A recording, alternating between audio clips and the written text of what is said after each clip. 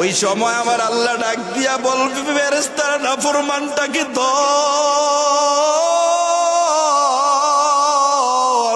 আর এই নাফরমানটাকে ধইরা শিকল দিয়া বাইদা টেনে টেনে জাহান্নামে নিয়ে যা। এই নাফরমান দুনিয়ার জমিনে তাইকে আমি আল্লাহর সেজদা দেয় নাই, এই নাফরমান দুনিয়ার জমিনে তাইকে আমি আল্লাহর রুকু দেয় না। আমি আল্লাহ তারে কত রিজিক দিয়েছি, কত নেয়ামত দিয়েছি। আমি আল্লাহ আমার এই বান্দার খানা বন্ধ করি নাই, পানি বন্ধ করি নাই, বাতাস বন্ধ করি নাই। অথচ এই নাফরমান দুনিয়ার জমিনে তাইকে আমি আল্লাহরে ভুলে গেছি। এই নাফরমানের কবরের মধ্যে জাহান্নামের বিছানা বিছায় দাও। এই নাফরমানের কবরের মধ্যে জাহান্নামের বিছানা বিছাইয়া ওর কবরের মধ্যে 99টা সাপ দিয়া দাও। আরে যেই সাপগুলা একটা কামড় মারলে 70 হাত মাটির নিচে চলে যাবে। আল্লাহর নবী হাদিসের মধ্যে জানায় দেয় রে উম্মত, আরে ওই সময় যখন তোমার কবরের মধ্যে রাখা হবে, ওরে বান্দা কবরটা এত সংকীর্ণ হয়ে যাবে, দুই পাশের মাটির এমন ভাবে চাপ,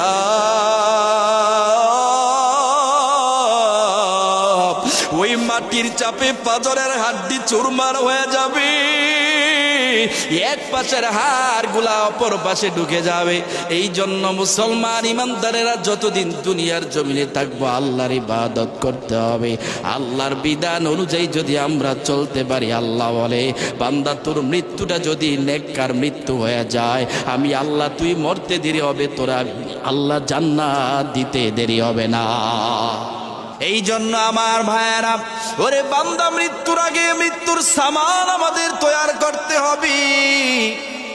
মৃত্যুর আগে নিজেকে সচেতন করতে হবে, আল্লাহর প্রতি মোতাবাজ্জ হতে হবে। আমরা যদি মনে করি হায় রে আমরা মৃত্যু থেকে বাঁচার জন্য চেষ্টা করব, আপনারা যদি মনে করেন না না আমি কখনোই মরব না, মৃত্যু থেকে যদি আপনারা পালায়ন করার চেষ্টা করেন, এরে মুমিন মুসলমান ইমানদার আল্লাহর গোলাম, আপনি যদি মনে করেন মৃত্যুর ভয়ে মৃত্যু থেকে পালায়ন করে আমি ইউরোপ আমেরিকায় চলে যাব, লন্ডনে চলে যাব, সৌদি আরবে চলে যাব, আপনি যদি মনে করেন আমি চট্টগ্রামে চলে যাব, আরে আপনি যদি মনে করেন আমি নারায়ণগঞ্জ থেকে রংপুরে চলে যাব, তাহলেই তো আমার মৃত্যু হবে না। বলে না না, আপনারা ভুলের মধ্যে আছেন। সূরাতুল আহজাব 16 নম্বর আয়াতে আল্লাহ তাআলা বলেন কুল্লা ইয়ানফাকুমুল ফিরারু ইন ফারারতুম মিনাল মাউতি আওয়াল কতলি ওয়া ইযা লা তুমাত্তাউনা ইল্লা কলিলা। আল্লাহ পাক রব্বুল আলামিন জানায় দে বান্দা, যদি মৃত্যু থেকে পলায়ন করার চেষ্টা করো, তুমি পৃথিবীর যে প্রান্তে যাও না কেন, যেখানেই তুমি পলায়ন করো, আজরাইল তোমার সামনে উপস্থিত হবে, তোমার সামনে যাবে, তোমার রূহটা কবজ করে সাথে সাথে নিয়ে আসবে। বলেন ঠিক কিনা? তার মানে মৃত্যু থেকে পলায়ন করার কোনো সুযোগ আছে নাকি? আর জোরে বলেন আছে নাকি? আল্লাহ তাআলা সূরাতুন নিস ৭৮ নম্বর আয়াতে বলেন আইনামা তাকুনু ইউদরিকুমুল মাউতু ওয়ালাউ কুনতুম ফি বুরুজিম মুশাইয়াদা।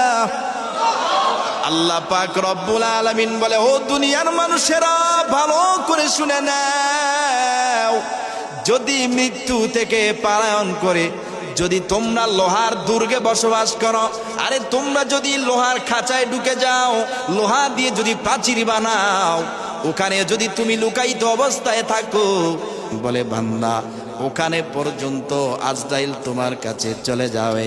আপনি যদি একটা গ্লাস করা রুম বানাইয়া, যেই গ্লাস করা রুমের মধ্যে একটু বাতাস পর্যন্ত ঢুকার কোনো সুযোগ নাই, ওই রুমের মধ্যে পর্যন্ত যদি আপনি বসে থাকেন, একটা গ্লাস করা রুমের মধ্যে যে আজরাইল যেতে আমারে ধরতে না পারে, যেই রুমের মধ্যে একটা পিঁপড়া পর্যন্ত ঢুকার কোনো সুযোগ নাই, আল্লাহ বলে ও বান্দা ভালো করে শুনে নাও, শুনে নাও, ওই জায়গায় পর্যন্ত আজরাইল সময় মতো হাজির হয়ে যাবে। ওই জায়গায় পর্যন্ত আজরাইল কি হয়ে যাবে? হাজির হয়ে যাবে। এই জন্য আমার ভাইয়েরা, সূরাতুল জুমার মধ্যে আল্লাহ তাআলা বলেন, কুল ইন্নাল মাউতাল্লাযী তাফিররুনা মিনহু ফাইন্নাহু মুলাকীকুম সুম্মা তুরাদ্দুনা ইলা আলিমিল গায়বি ওয়াশ শাহাদাতি ফায়ুনাব্বিউকুম বিমা কুনতুম তা'মালুন। আল্লাহ পাক রব্বুল আলামিন জানায় দেয়, বান্দা, ওরে দুনিয়ার মানুষেরা ভালো করে শুনে নাও, আল্লাহ তাআলা জানায় দেয় ফাইন্নাহু মুলাকীকুম। আল্লাহ বলেন, তোমরা যেখানেই থাকো না কেন, মৃত্যু এটা তোমার সাথে সাক্ষাৎ করবে, মৃত্যু তোমার কাছে যাবে, তোমার সাথে মোলাকাত করবে। এটাই সঠিক, এটাই বাস্তব। বলেন ঠিক কিনা? আপনি যেখানেই থাকেন না কেন, আল্লাহ আয়াতগুলো দিয়া বারবার আপনাকে আমাকে মনে করায় দেয়, তুমি যেখানেই পলায়ন করো, যেখানেই যাও, মুলাকীকুম, মৃত্যু তোমার সাথে মোলাকাত করবে, মৃত্যু তোমার সাথে কি করবে? সাক্ষাৎ করবে। এই জন্য আল্লাহ তাআলা সূরাতুল মুনাফিকুনের মধ্যে মুনাফিকুনের 10 নম্বর আয়াতে আল্লাহ পাক রব্বুল আলামিন জানায় দেয়, মানুষের যখন মৃত্যুর সাকরাত শুরু হয়ে যাবে, ওই সময় মানুষ আল্লাহর কাছে কি বলে? আল্লাহ তাআলা কোরআনের মধ্যে জানায় দিয়েছে, মৃত্যুর সময় মানুষ আল্লাহর কাছে বলেন, রব্বি লাউলা আখরতানি ইলা আজালিন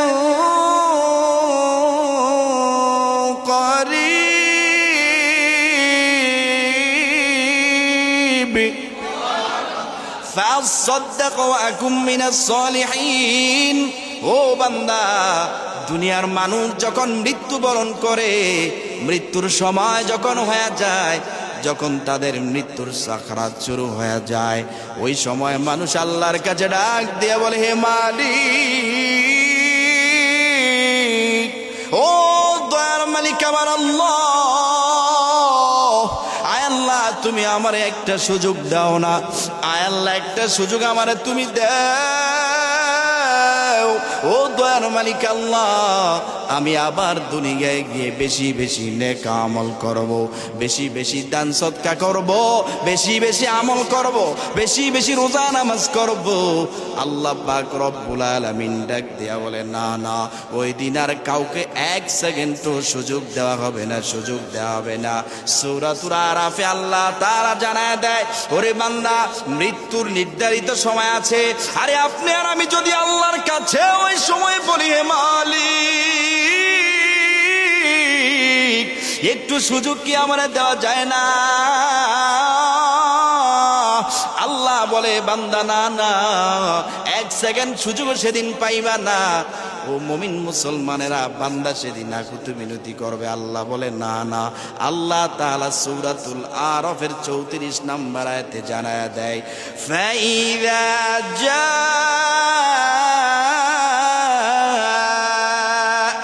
আজালুহুম লা